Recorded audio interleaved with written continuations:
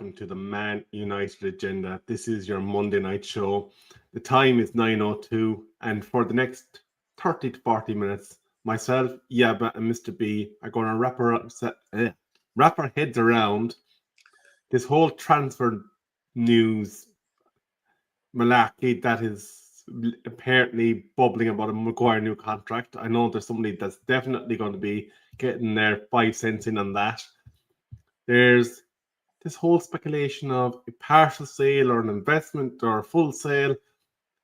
We're going to have a chat about that. And then we're going to get stuck into the media, because there seems to be a narrative out there that holds Manchester United players or new signings to a higher level of account than €100 million Isak signings or other player signings. So we're going to get our teeth stuck right into that one. But before we do, hello to Stephanie, Patrick Pillow, Bart, Jarl, Solo, and I think that's everyone for the moment. But Patrick Pillow, yes. I did mention Patrick at the top of the hour. But actually made an appearance on Friday, didn't he? He did. Cameo, his second appearance on the Man United Agenda on the Mix Zone on Friday. Really good show, by the way. And welcome back, Yabba, by the way. We haven't seen you in a bit. Me? Yeah. You haven't seen me? Yeah. I was saying backstage, I haven't seen you because it looks like your hair's grown. But Mr. B said you had trimmed your hair a couple of weeks ago. This must be really long. But yeah, I was saying welcome to your 40s. I know it's a belated thing, Rebel, but you're now in your 40s. Do you feel any different? Do you feel like, definitely lazier in the mornings, like I don't want to get out of bed. Yeah, and that lower back feeling as well. Yeah. It gets worse, don't worry. Yeah. But can I just say quickly, do you guys because we're a different generation. And when I watch a lot of these kids talking football these days, obviously they haven't seen what we've seen, but they've got a different perspective on things, haven't they? And it's a big contrast because a lot of people doing football podcasting and all that kind of thing now. I find the contrast is massive from us, the way we talk about football, the way we love the game, to the youngsters playing the game or playing and reporting on the game today as well. So Rio brings a bit of balance, doesn't he? Yes, it's that generation. Some of the stuff he says, I think, ooh, yeah. But then it's what they've seen, and when they've started supporting the club from, because we talk and we think, this is the worst team we've seen, and then we've got Steph who comes in and says, nope, in 1974, we were this and we were that. Yeah. So it brings that whole. It's an age thing, isn't it? It's all what you've seen and what you've been brought up on. So yeah, it makes it hard to kind of, not to put your point up, because they haven't seen it and they haven't lived through it. You know what I mean? I mean, we were killing. We were killing people in the 90s, man. Yeah. Nobody could say nothing about Man United, but they haven't got that joy. They've got the fact that, my son, God bless him, he don't have no choice, and when we lose, I look at him, when we get battered, I phone my big daughter and say, apologies for making you go through this, but it's just what it is, man. It's just what it is. But it's interesting that you mentioned about the views of the modern generation. I listened to a bit of Sacrilege on TikTok as it happens earlier on. They were talking about the greatest player from Great Britain and Northern Ireland. And they started with Gareth Bale, and they said, you don't speak now until you find a better player than Gareth Bale. They went past Lampard, Gerrard, Becks, Giggs, Rooney, Best, and Robson. And I was kind of thinking, sorry, what? What are these young men at? Because even the question is, Gareth Bale the best Welsh footballer of all time? And I think John Charles has a big argument there. Gareth Bale, mind you, I have to say, in his window when he was playing in his prime, obviously he scored overhead in the Champions League final. He done some numbers at Spurs, and what he did to Malcolm, the right back at Inter Milan, what he did at Real Madrid. He was fantastic for a period of time. But he fell off. He fell off big time. He couldn't maintain that level. But what a player! What a player! And he is clearly a world-class player. And probably the British Isles. He'd be in the top 10 of the British Isles all-time players. That's Scottish, English, Irish, Welsh players, in my opinion. But John Charles gets a shout as the best Welsh player as well. He was fantastic. But that's before our time. Yeah, but it was just amazing. None of these kids seem to have watched anybody that was from an era just before Gareth Bale, because Bart mentioned Gerrard. Gerrard was greeted with silence just like the rest of them. And I was just looking at it kind of going, like, I know Gareth Bale was successful over in Real Madrid and part of an excellent Real Madrid squad. He was the best thing in Tottenham, keeping them punting above their weight for years. But the names that were being mentioned that they were disrespecting, like, he was a great player. Do you think it's because he's single-handed? Because if you not say single-handedly, but if it wasn't for Gareth Bale, Wales ain't qualifying for none of these big tournaments. You know, what did they get to the semi-final of the so could it be because he was the one, because the level was so low and he's lifted it to that level, like what Maradona did? Different. I'm not comparing them the same, but when Maradona went to Napoli weren't a nothing, and then he came, for those 2 seasons, whatever he was there, and lifted them to that level. That's why he was great. So maybe it's because he lifted Gerrard's been playing in Liverpool team. Scholes was playing in a Man United team, all conquering, So maybe it was a bit of that, maybe. But that's something to add to his argument that he carried Wales that far. And that shows how great he was, Because remember, I mean, there was Mark Hughes, Ian Rush up front with Neville Southey in goal at one point. They had Dean Saunders as well. They had Ryan Giggs coming through. And they never achieved those sort of heights. Yeah, but what was the midfielders? You see, and this is like you need players in certain positions to be able for the whole team to flourish. The players that you spoke about were all attacking players and the goalkeeper. Clayton Blackmore. Who was the defending right back? So we had Clayton Blackmore right back. Who else was there? You see what I mean? It's spread over a period of time. I agree. There wasn't many great players, but there wasn't apart from Aaron, the Arsenal boy, Aaron. Oh, Aaron Ramsey. And Joe Ledley, maybe. Aaron Ramsey and Bell were top players. The rest were sort of championship players. Welsh side consists of mainly championship players over the years. But when I'm saying going back to Ian Rush, Mark Hughes, Dean Saunders, Clayton Blackmore, Ryan Giggs, all these guys, they were good. They were good players, good Premier League, top league players. Don't forget Gary Ian Speed. Rush, man, what a player. Oh yeah, Gary Speed. Yeah. They had there you go. Yeah, there's another one. Good shout. So, we started the show talking about it, but when you have young podcasts talking like that, and now I wasn't alive when Bobby Charlton was playing, but I respect football enough to go and check him out and see what a great player he is. And he would be one of the best players on the British Isles of all time.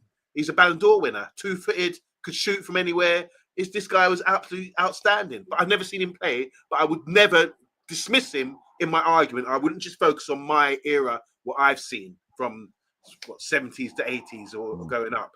You have to consider. So the youngsters, like Rebel was saying, should put respect on other people's names. I've seen people, they do these little shorts where they have players talking about two players come up and they eliminate one who's better than the other. And I've seen people dismiss Pele and Romario and all these guys. I'm thinking, what nonsense? Yeah, but it is what it is. It is what it is, and you can only just And of course, don't forget the Spacky as well. But that I think we do need to move on. Apparently, the referee for Liverpool versus Manchester United is going to be Michael Oliver. Is that good or bad? To be honest, I have no idea if that's good or bad. All referees, they get most of the decisions wrong and get their arse saved by VAR.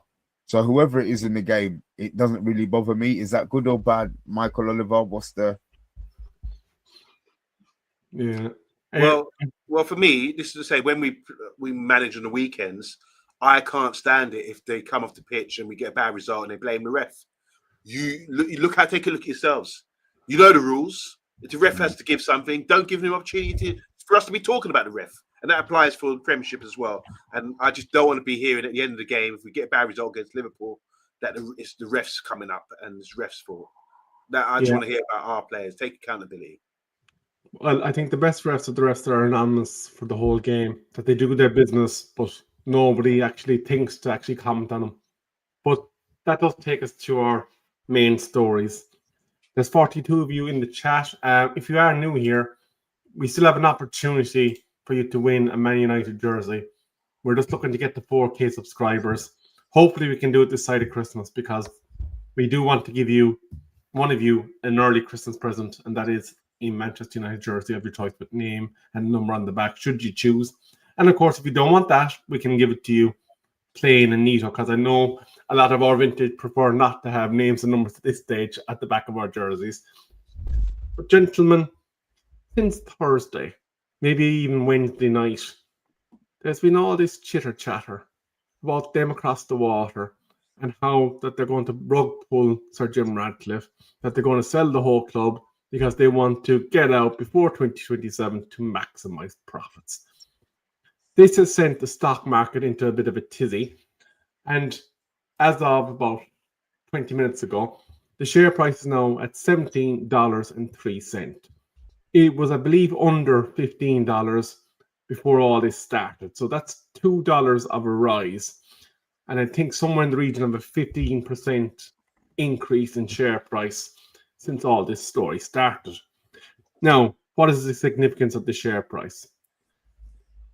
There's rules in the stock market that if there's some activity that is going on that is causing fluctuations of a major standard, aka what's happening now, they must report to the SEC whether or not there is actual sale talks or investments or whatever, in order for them to ensure that it is legitimate. Now, if they don't, there could be opening themselves to penalties and all sorts of wonderful things from the stock market. So that's just the first thing. So there is going to be a time where they're going to have to make a declaration. I'd imagine New York is going to be forcing it sooner rather than later. But since the weekend, it seems to all have died down.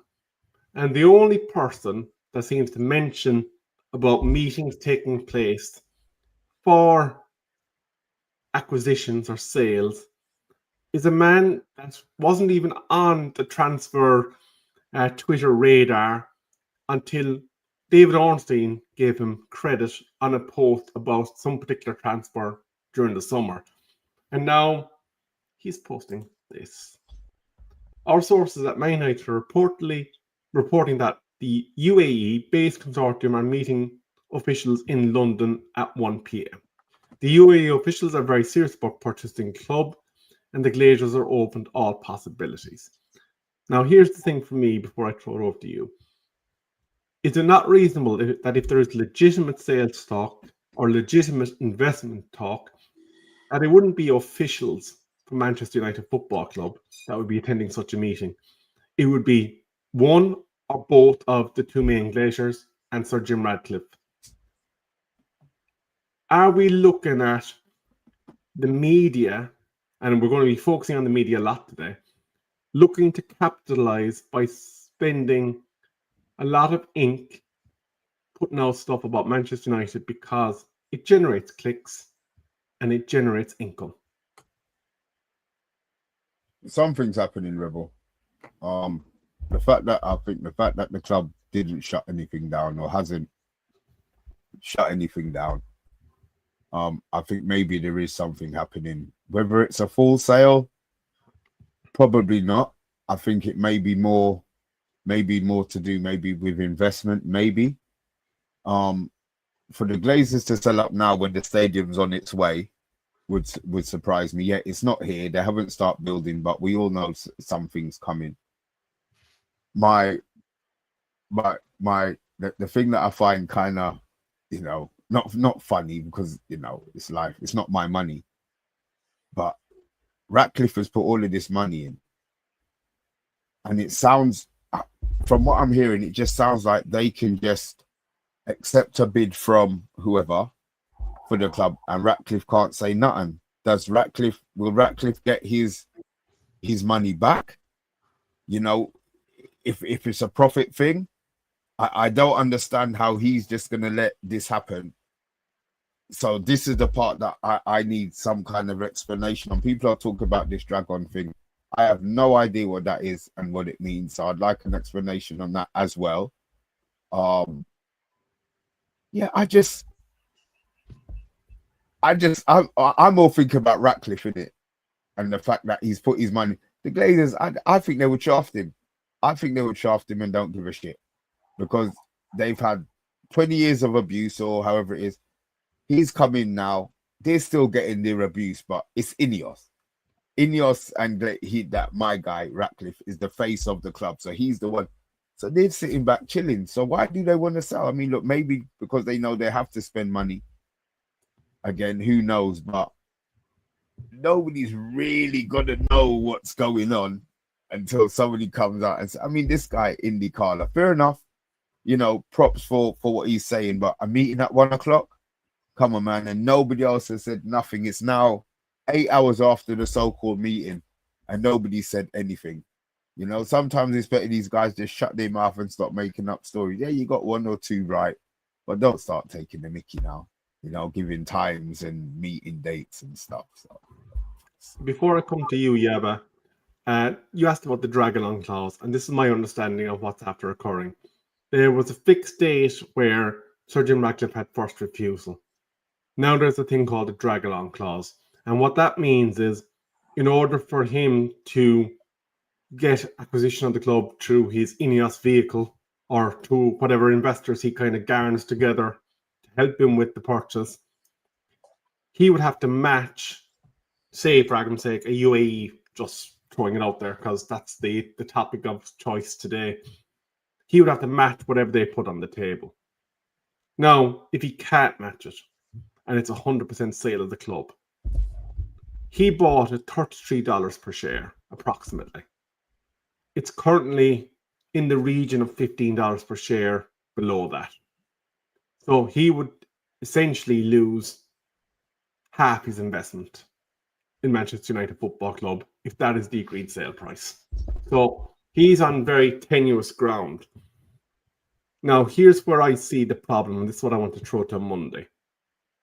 If he feels like he's in trouble, that he's not standing on level ground with the Glazers, whether or not this is true, what occurs for Manchester United Football Club, what decisions are made in terms of moving forward stadiums, there's obviously going to be a negative fallout if Sir Jim and the Glazers are button heads and he's worried of a rug pull, because he's going to want to minimize any damage that can occur to his investment.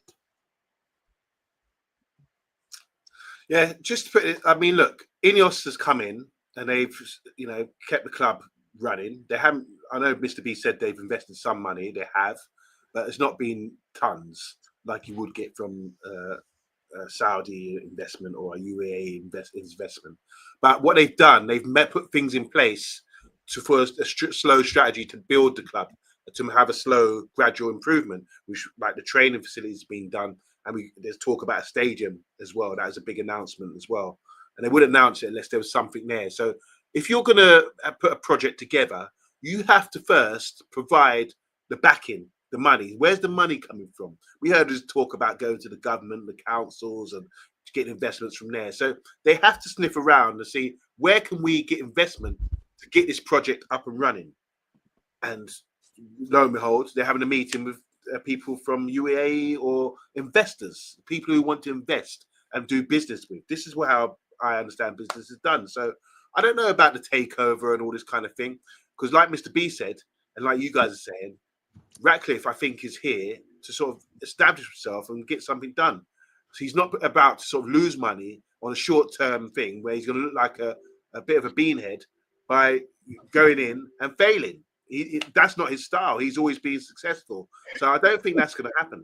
I just think they're looking for extra money and looking to invest somewhere else. And they've sent the call out. And obviously, Saudis have come through, or UAE have come through, or people from that region who've got money saying, all right, we want to invest.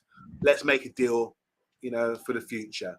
So that's the way I see it. But obviously, as you know, I'm not business minded or finance minded or anything like that. I just don't understand the whole game. But what I do know is it's corrupt and there's dodgy deals go on and all that kind of thing at the highest level. We do not fight against flesh and blood down here. We fight against spiritual wickedness in high places. That's a quote from the Bible. But what I'm basically saying is all this stuff goes on in higher places and we don't really know about it. As much as we speculate and do all that kind of thing, we just don't know. But I would like to see, one, whoever's in charge, we love our football club. We want to see people invest in the club for the better of the club, which will make us a better team, more sustainable, more stronger, better stadium, better players coming in, better youth academy. These are the things, the fundamentals that I want to see.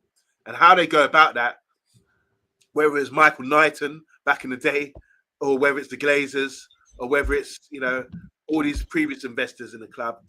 However that's done, the fans just want to see good football on the football pitch and have good facilities and have some pride in our team. I suppose just to summarize, just for everyone, it's important to stress none of the big name journalists have mentioned anything about these meetings. This is from a couple of minor journalists, Indy Cali claiming sources that have told them that this has happened. We haven't had any clarification from the Glazer family or Manchester United Football Club in terms of a statement in order to clarify the position to the stock exchange. So this is very much based on a tweet that was made by the Saudi sports minister last week.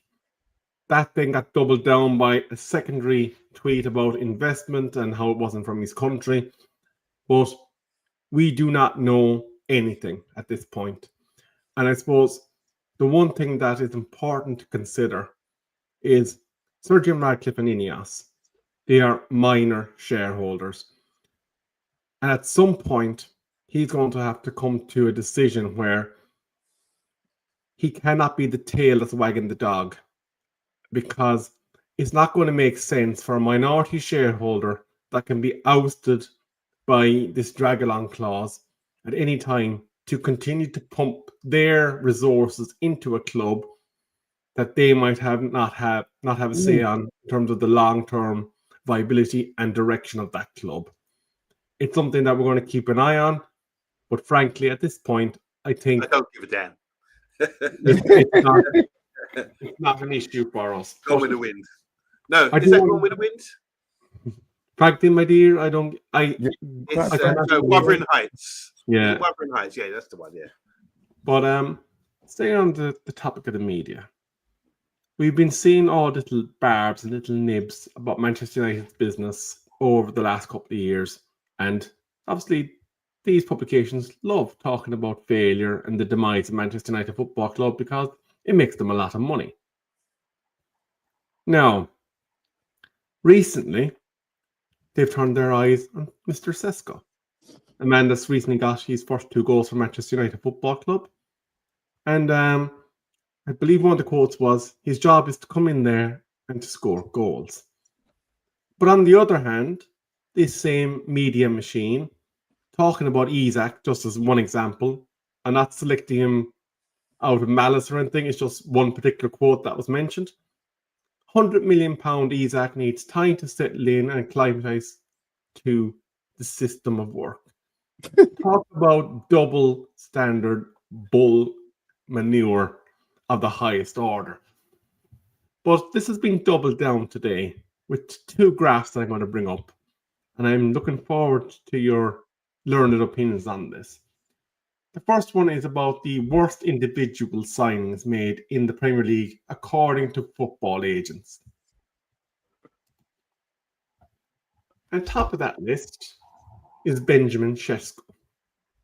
James Trafford kind of makes sense to me considering they turned around and got Donnarumma, and despite the player probably not being as bad as that graph is making out, he is someone that's already surplus to requirements in terms of a first team place for the amount that he paid. But only one agent mentioned Florian Wirtz and Alexander Isak. Or Gittins, who has been absolutely chronic for Chelsea at this so far. Kirkes, again, who has not replicated his form at Bournemouth with Liverpool. But it's the Manchester United striker Benjamin Sesko that is top of this list of the worst signings according to agents. Is this an I hate United looking glass that they're coming through, I wonder? Yeah, well, let's put it this way. Look, it's easy to say. We're only 7 games in now to the Premier League, and we're talking about who's the worst signing. But I do agree, the double standards things is a good talking point because we see it all the time. Let's make it straight. What we're all aware of, Man United are the biggest talking club and the biggest topic out there. When there's no news, you always see Man United players or it sells.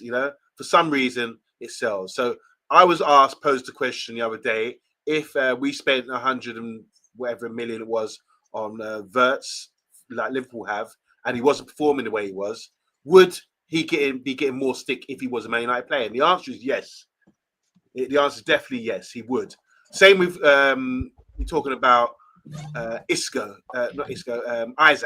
He's just arrived. He's Premiership proven. He's just getting into the swing of things, and already there's been a bit of criticism of him. I don't think that's fair. The Gyökeres guy from Arsenal, there was criticism of him.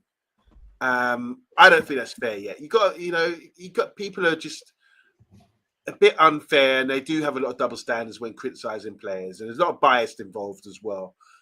But what shocks me is that they would put that these are the agents have said that Sesko is the worst deal, and I'm thinking, well, they know something. They clearly know something about this, but why? I can see you made good examples with the others there on the list, and I can see why. Why it's not a good deal. Maybe Gittins one has not been getting much game time, and he's Evan Ferguson. I mean, he was the golden boy a couple of years ago, and now he's getting it going on loan. And Kirkes hasn't started well at Liverpool, but that's still something in question. And we haven't seen much of Hutchinson, Amari Hutchinson either. But to say Sesko or Xisco is overwhelmingly the worst deal, it's a shock to me. I think, just on the eye, I think he looks good. I think there's more to come. I'm quite encouraged by what's happening with him. And I think they will be made to eat their words. And I do think it's a bit of Man United bias and double standards there, because when you got someone like Wirtz, who's 100 and something million, a lot more than what we paid for Xisco, and still not yet performing, and Liverpool lost 3 in a row as well to add that on board, and they tweak things. If it's not broken, try to fix it. They bring in a lightweight attacking midfielder and suddenly think, all right, we're going to, move on, press on. It's not working at the moment. 3 games in a row they've lost. So that, to me, should be a talking point. And if that was Man United, it would be a hell of a thing that we'd have to deal with right now. They're getting away with murder right now, I think, Liverpool fans, with that one. I do rate him as a player, but when you're playing in Germany, you've got time and space and to do your thing. Suddenly you've got to adapt to the Premier League where it's physical, and you've got a guy, any one of these guys that physically could match him and deal with him, then he's going to have to adapt and show what more does he have than just a good brain and intelligence, and how is he going to create more space for himself? And how are Liverpool, we talk about, Man United might have to change their formation, well, Liverpool under Slot have clearly adjusted things by bringing in an attacking midfielder, and it's not working out for them just yet. Are they talking about changing their formation just yet? Or will it take a lot more downfall for that to happen? By the way, I see Liverpool spending lots of cash, and I think they're right to do that. Fair play to them. But they're champions, but it doesn't always equal success. And I think Arsenal, then they look like a team that are just on the cusp of doing something, but they're still relying on set pieces a lot of time to win games, and they're still kind of not there yet. And then you got a team like Man City, who hot and cold at the moment, but when they do get hot, they can really blow. So it's wise to Liverpool to spend money, but if they don't succeed this year, which I don't think they're going to win the league, to be honest, people will start asking questions then. But they're not yet, as you can see by the data there, Mr. B. Mr. B, I just wanted to point out as well, when you look at the numbers, just briefly, there's 28 agents that were surveyed. The highest mark was 6. In the best signings, the highest mark was 5. So they seem to be very disjointed in their opinions. But the one I want to point out is sitting up there in number 3 with the same amount of goals as our Benjamin is Victor Gyökeres in the best signings. So just come at me with your views on the skewed peripherals that is the murky agent world and their view of Manchester United. Look, we know there's a lot of business out there. We know, obviously we're talking about it, so it's made news again, as usual. I don't understand it. I get it, just because we are what we are, but it's good that they think he's the worst signing. I like the fact that they think he's no good. So when he does start hitting them and, hitting those shots from 30 yards that we've been seeing on the YouTube videos, that it don't look like he's ever gonna score for us. Maybe they will be eating their words. But we needed to buy a striker. The price is not an issue really. And as you said, you mentioned Gittins.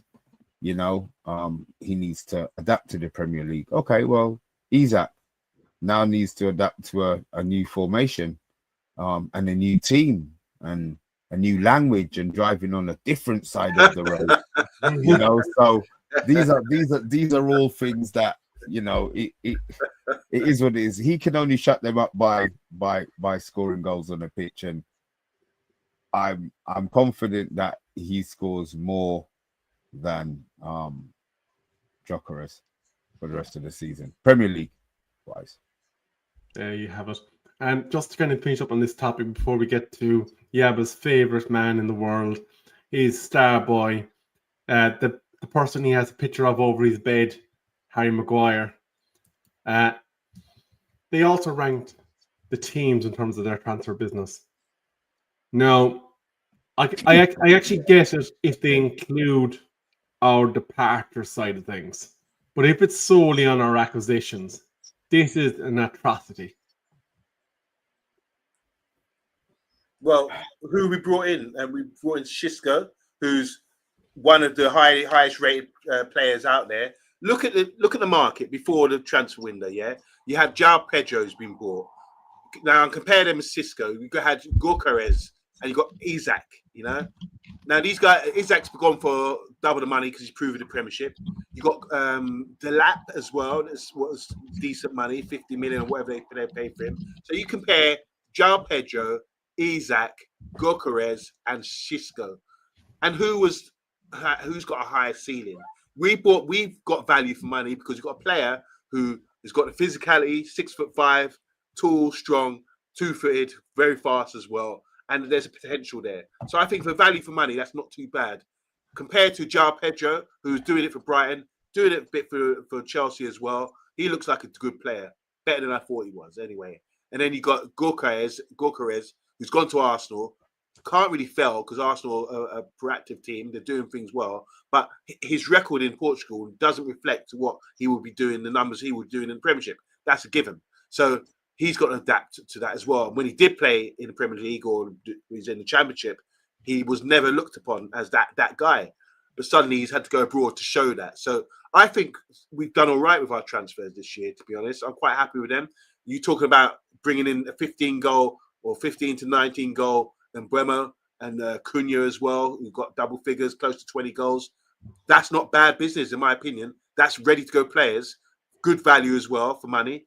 I think that if you look at it, regardless of their performances or whatever, that's good business and better than we've done in recent windows, in my opinion. Yeah, obviously there's other issues that we need to address, but that's not a topic for tonight's show. I'm going to bring us to our final topic briefly because we are coming towards the end of today's show. It is time for Harry Maguire to make his appearance. Maguire will have to accept salary change if he is to sign fresh terms. Reports have suggested Maguire would have to take a pay cut to his current 190,000 per week to stay put. Although the exact amount is yet to be confirmed, one thing's for sure, he won't see an increase in wages. Fabrizio Romano confirmed, when pressed on the matter, no, he won't be receiving a pay rise. He would have to be a different salary structure for Maguire in order to make it happen. Talks are taking place. So myself and Mr. B had a kind of chat about Maguire and his contract last week on the show. So I'm going to direct this one directly at you. And but what I want to hear is, do you think he should get a new contract? What is the walk away amount per week that you would think is value for money? And what do you expect the promised squad role would be in order to actually have him sign terms? Because there's rumors that there's a 500k per week deal on the table across in the Saudi Pro League. Okay, it's interesting this. I'm a Harry Maguire fan. I'm not here to endorse him as a player. You know what I think about him. He's a very good quality defender, and he remains that way, even though he's not starting every game. I think it's wise for Man United to tie him up now. It shows that they value him, and it's not just about his ability. I think there's other factors as well. He's been there a long time. He's got a lot of experience, especially international experience as well, taking England to the heights of no Rio Ferdinand can do, John Terry can do, Sol Campbell, Tony Adams. None of these guys could get as far into international competitions like Harry Maguire did twice for England. So he has to be respected. It's just that he becomes a laughing stock because people just have that tag on him now.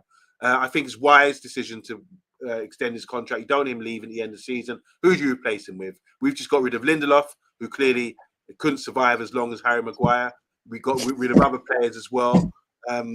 Centre backs who don't survive. Harry Maguire is clearly got something about him. The steel, the mentality, the behind the scenes. They must know that he's a value to the squad with his experience, and I think that's why we are looking at getting him a contract and getting it wrapped up soon. And that'd be the best thing we do, because to get rid of Harry Maguire will be like suicide right now. You cannot. Who are you going to replace him with? You name me. You think Max Tillman's better than him? You think, name me a defender. Yeah, but I still need you to tell us what the maximum amount of money that should be put on the table. He's 190 now. Give him 150. It's only a year.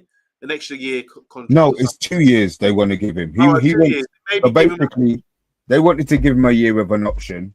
He wants 2 years, and it sounds like they're going to give him 2 years.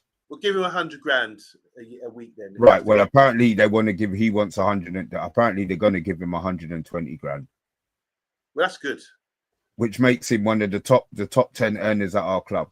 Is that still good at 33? Didn't we make that mistake with Casemiro? I don't think it's the case. I think he still offers you value. This is a guy, that you need. This is what I'm saying. We're not looking at. You're looking at him as a player, and you don't rate him as a player. But I rate him as a player, so we're not going to go there. We just be right. Let's look at the other side of the thing, off the pitch, what he offers. You do, like you said, with Johnny Evans in recent years, with Cavani, with all these older players, senior pros. It's good to have them around the club for the experience and understanding. This guy is a Goliath of a player, a great defender, strong, solid, and reliable. And he's learned, he's been at Man United. He's got Man United in his blood and veins, and he really is committed to the club. That's why he continues to be there, even though fans mug him off and say that he's not good enough. There's something about him behind the scenes which is a value and asset to the squad. Yeah, I suppose we have nearly reached the 40-minute mark. In summary, today's show was we covered what seems to be a non-story at this point in terms of takeover investments. There's no real credible details that we can kind of rely on. We talked about this apparent duality of levels that players have been held to account on when they wear a United jersey, whether they wear a jersey of another team. And Yaba has given his 5 cents in on Harry Maguire.